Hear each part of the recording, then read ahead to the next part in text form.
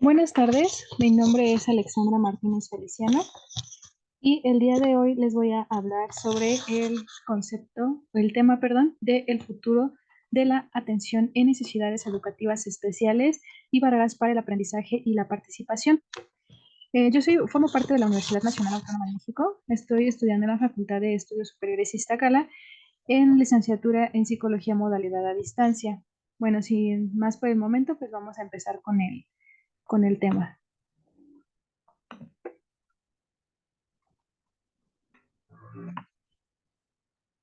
Bien, para poder entender este tema, es importante que primero abordemos cuatro conceptos fundamentales en este tema. El primero es la integración. ¿Qué se entiende por integración? Bueno, la integración es el proceso o los planteamientos que promueven la participación democrática de los niños con necesidades educativas especiales dentro del aula. Es decir, la integración lo que busca es que los alumnos que tienen necesidades educativas especiales se integren dentro de lo que es su aula, ¿no? Su centro educativo, sin importar las necesidades educativas especiales que tengan. Simplemente que se integren, eso es lo que busca, que todos formen parte de esta integración, no importa que tengan alguna necesidad educativa especial, y pues busca promover este proceso de integración. Ahora bien, ¿qué es la inclusión? La inclusión indica que todos los niños y jóvenes del mundo, sin importar sus debilidades, sus fortalezas, sus capacidades, sus limitaciones, las necesidades educativas especiales que tengan o alguna barrera del aprendizaje, sin importar qué situaciones tengan, todos, absolutamente todos tienen derecho a la educación. Es decir, incluye absolutamente todos los alumnos, simplemente por ser una persona, por ser un alumno, tiene el derecho a la educación, sin importar pues estas limitaciones o estas habilidades que puede llegar a desarrollar el infante. Simplemente forma, permite que todos formen parte de este grupo y pues en este caso que tengan acceso a la educación. Ahora, hay otros dos conceptos, perdón, que es necesario que abordemos, y es el concepto de segregación e inclusión. ¿Qué significa el concepto de segregación? Bueno, la segregación es la separación del alumno en distintos entornos de escolarización en función a alguna característica personal o social. ¿Qué quiere decir esto? La segregación ocurre cuando se separa a un alumno del resto del grupo simplemente por tener una característica personal o social. Un ejemplo de ello son los niveles socioeconómicos, ¿no? Por ejemplo, un grupo de jóvenes de clase media hace una separación del alumno que es de clase baja. Eso es un claro ejemplo de segregación. Simplemente se hace una separación del alumno de acuerdo a alguna característica personal o social. En este caso sería una característica social que tenga. Y ahí es donde ocurre la segregación. Otro concepto que es importante que conozcamos es el término de exclusión. ¿Qué significa esto? La exclusión es la negación de la posibilidad de educar a una persona por considerar que posee un déficit. Es decir, simplemente porque una persona tenga alguna discapacidad, como comúnmente le llamamos, algún déficit, alguna situación que imposibilite su aprendizaje, con que tenga alguna de estas características se hace la negación, es decir, básicamente se le dice, tú por tener esta discapacidad no tienes derecho a la educación, o, bueno, como tienes esta situación de que tienes algún problema para poder aprender, se te va a restringir como tal o no se te va a tomar en cuenta de la misma forma que a los demás alumnos. Ese significa el concepto de exclusión. Entonces vamos a recapitular. Segregación es cuando se hace la separación del alumno del resto del grupo de acuerdo a alguna característica personal o social. La exclusión es cuando simplemente por tener alguna discapacidad o alguna barrera del aprendizaje se les niega el derecho a la educación o no se les da el mismo trato. La integración es, como les decía, promueve la integración de todos los alumnos que tengan necesidades educativas especiales con el resto del grupo, y la inclusión, que absolutamente todos los niños, sin importar sus características, habilidades, limitaciones o debilidades, absolutamente todos tienen acceso a la educación. Ahora, es importante que hablemos del tema de definición de necesidades educativas especiales. ¿Qué son las necesidades educativas especiales? Bueno, las necesidades educativas especiales son aquellas dificultades del aprendizaje que no pueden ser resueltas a través de procesos ordinarios y se requiere alguna ayuda extraordinaria. Es decir, es simplemente una dificultad, una restricción, perdón, que tenga el alumno que no permita que tenga un proceso de aprendizaje de forma ordinaria, como lo haría, por ejemplo, una persona que tiene un desarrollo regular. Entonces necesitaría de una ayuda adicional para que lo pueda hacer. Un ejemplo de ello sería una persona que tiene una discapacidad auditiva. Por ejemplo, aquí como es un foco de atención, es decir, esta personita, por ejemplo, que tiene el problema auditivo, no logra escuchar bien en clase, no logra entender las actividades que el profesor le indica que se tienen que realizar, entonces no va a poder llevar a cabo su proceso de aprendizaje como lo haría una persona que no tiene esta discapacidad. Entonces se necesita una ayuda extraordinaria, intervenir para que esta persona ya pueda llevar su correcto proceso de aprendizaje. Hay una clasificación dentro de las necesidades educativas especiales y es una clasificación tradicional y una clasificación moderna.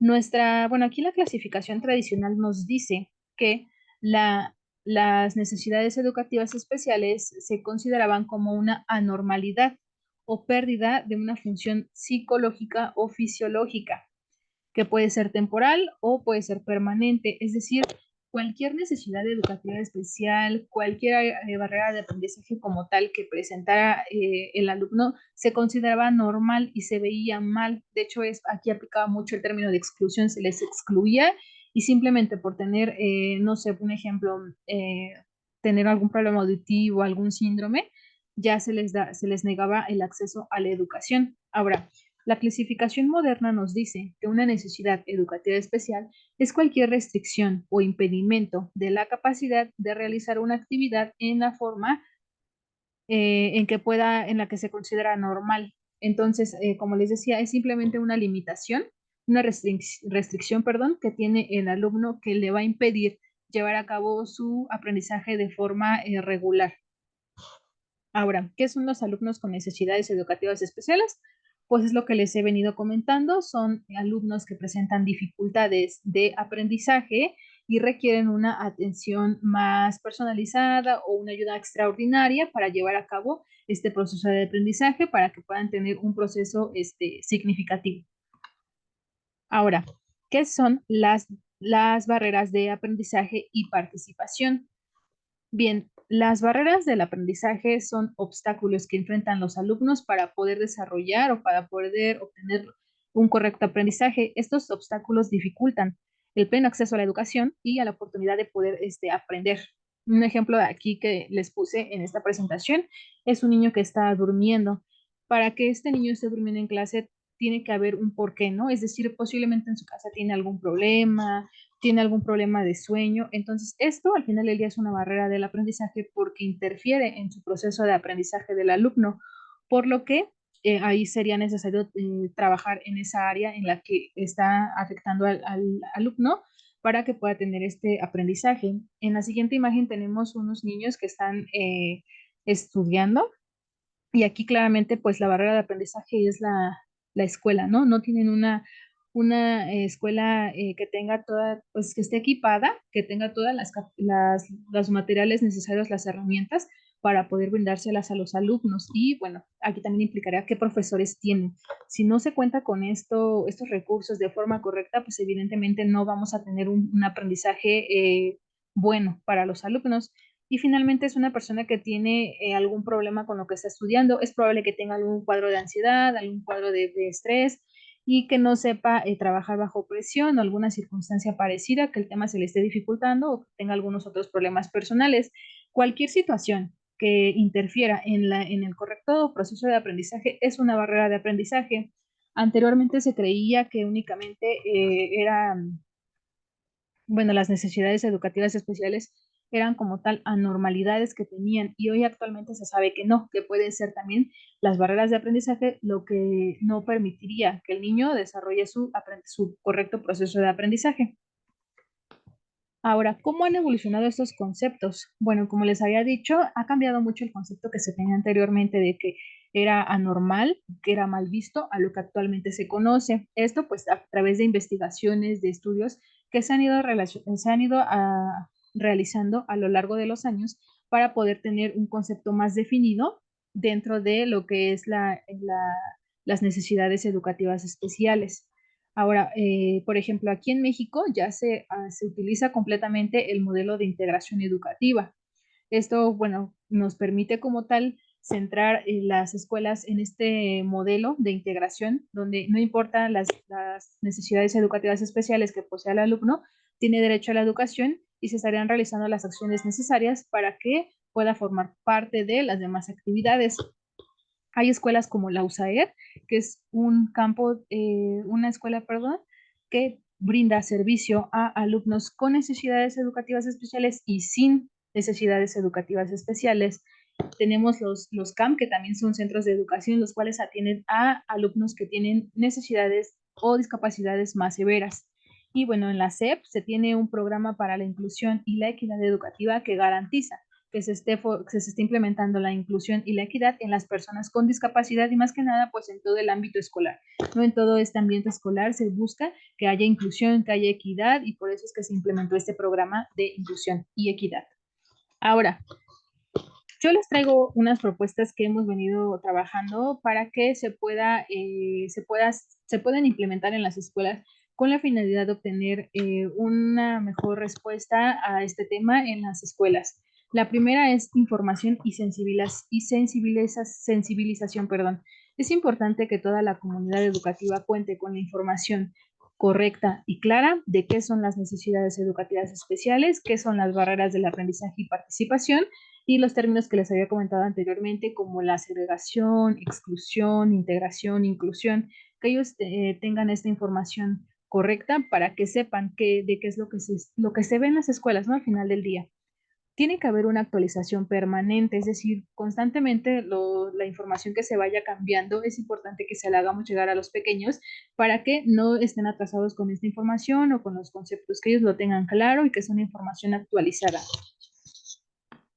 Que haya propuestas educativas para los alumnos con necesidades, es decir, no únicamente solamente por decir a un alumno que tiene alguna discapacidad, será así, se tiene que realizar una evaluación psicopedagógica, planear y dar seguimiento a esa necesidad que esté presentando, como les decía anteriormente en el ejemplo, una persona que tiene un problema auditivo es necesario que acuda directamente primero con algún doctor especializado para que le pueda indicar. Le estará haciendo un examen y una serie de procesos como tal para poder tener un reporte final o una evaluación de que si sí es necesario utilizar, si hay alguna barrera ahí que no le permite como tal escuchar de forma correcta y bueno, ya de ahí se le estaría entregando, por ejemplo, algún equipo auditivo para que él pueda continuar con sus estudios, ¿no? De forma correcta. Esto hablando de un infante o adaptándolo a lo que sería la evaluación psicopedagógica. Ahora, participación de la familia. Es importante que la familia esté involucrada con las escuelas, esto en beneficio de una comunicación positiva en cuanto al término de las necesidades educativas especiales que lleguen a tener nuestros hijos y también las barreras de aprendizaje que lleguen a tener. ¿Para qué? Para favorecer la participación de la familia. Sabemos que en la familia se desarrollan pues los valores, se desarrollan los niños en este ambiente como tal, pues en donde ellos van creciendo día a día. Entonces es importante que haya una comunicación correcta y positiva para que tengamos resultados positivos y tengan el mismo conocimiento y concepto de lo que es la necesidad educativa especial y qué es lo que se tiene que hacer para poder ayudar al alumno.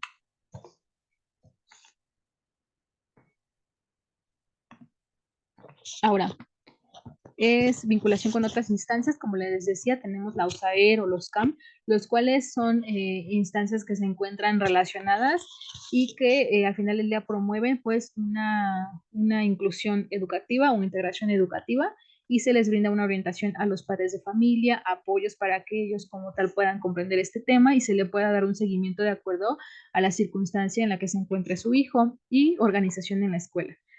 Como les decía, es necesario que se lleve a cabo un modelo, en este caso la integración educativa, para que se pueda ir fomentando este modelo en la escuela, se pueda asimilar el tema de inclusión y poder realizar los cambios necesarios.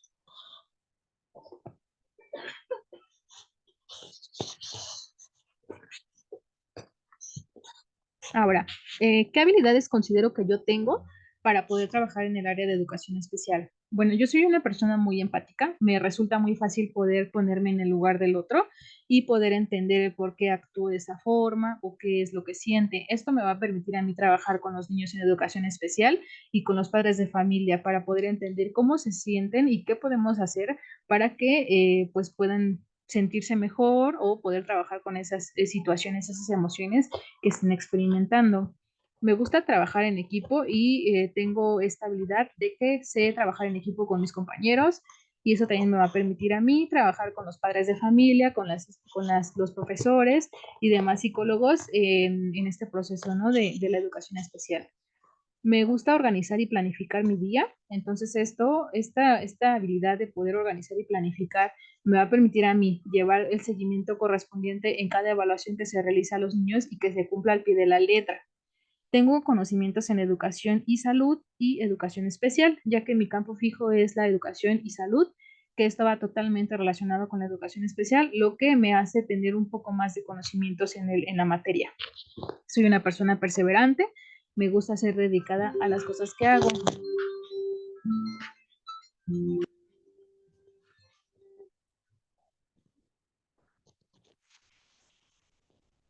Ahora vamos a hablar de las, de las debilidades que tengo o de las áreas de oportunidad.